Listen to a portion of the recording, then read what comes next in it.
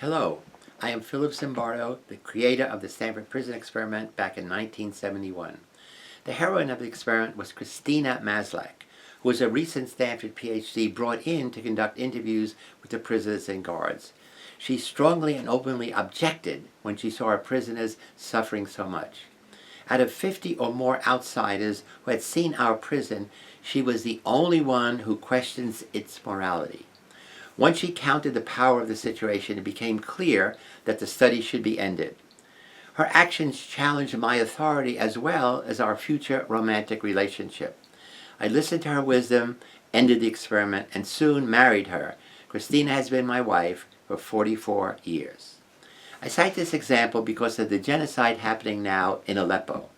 People are being exterminated there. I am speaking to the UN Agency and Security Council to step in to stop this genocide, similar to those in Rwanda and the town of Srebrenica in Bosnia. I am also speaking to the Western community activists. There is an urgency to stand up for humanitarian values, for human rights, for justice, now. Aleppo is the second capital of Syria, the industrial capital. Now more than 270,000 people have been besieged for more than 100 days, unimaginable. They are living in very severe circumstances where all kinds of heavy and banded weapons are used against civilians and public facilities. The bombardments are targeting hospitals, schools, markets, and their homes. All hospitals have run out of services. The city has run out of all basic commodities. There's no fuel or wood or heating, no electricity. More than 1,500 people have been killed, 200 women and 300 children, killed over the past 100 days. But these horrific death numbers are increasing steeply by the day. I want to mention the 5 steps to tyranny as follows. Us and them. Using prejudice to foster the fictional notion of the existence of superior and dominant in-groups and inferior and powerless out-groups. The second one is obey orders mindlessly. Insist that all people under your wing are to obey your orders. The third step to tyranny is dehumanize the enemy. Emphasize on making different factions look less than human. Next is 4, is stand up or stand by. Suppress dissenting or opposing opinions to your own. So instead of standing up, you stand by. And the 5th is suppress individuality. Foster the development of group identities while suppressing the individual.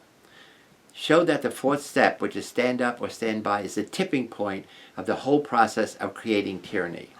It's time for us to stand up before the total extermination takes place in this country. It is time to protect international humanitarian law. It is time to activate that vital law so we're not only protecting the people of Aleppo, but we are protecting the future of the human race. It's also a time to stand up together to stop the killing and to promote real peace. In my prison experiment, Christina Maslach stood up for her values. She was the tipping point to stop that 5th step. Every one of us can take similar action to Christina's. If we stand up against discrimination, we will not have we and them in our society. If we stand up for awareness and freedom, we will not have blind obedience to authority. If we stand up against this hatred, we will stop people doing harm to others. We will stop the escalation of violence. Today, we are not standing up only for Aleppo or Syria. Today, we are standing up to implement the fundamental moral values that we believe in. We are standing up to protect human beings and to protect our coming generations. If we don't stop this tragedy soon, the extermination is definitely going to accelerate. Then we go to the new step, the 6th step, which is denial. Will we deny that this same way we denied Rwanda in the past or Abu Ghraib in Iraq? Will we deny the same way that we denied the invasion of Iraq or ally with earlier deniers of the Nazi Holocaust? Will we deny it until we find ourselves in a bunker with no electricity, no hospitals, where the smell of fear lives in the air, where we are truly hopeless and truly clueless? Now we are not helpless. We still have the free will to speak out against evil. We can not deny the negative realities of our present for the sake of our future, which hopefully is wonderful, could be wonderful. Speak out, stand up, take heroic action to save the lives of thousands of people in Aleppo. Fight for peace. Become a social change agent for peace. Join any movement that can stop the killing. And the United Nations must re-examine the goals on which it was founded decades ago. Its leaders must take corrective, immediate resolutions to maintain respect for international law.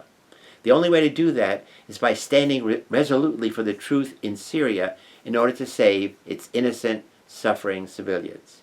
Please stand with Aleppo. Thank you for caring, and I hope to share this idea with many other people as well.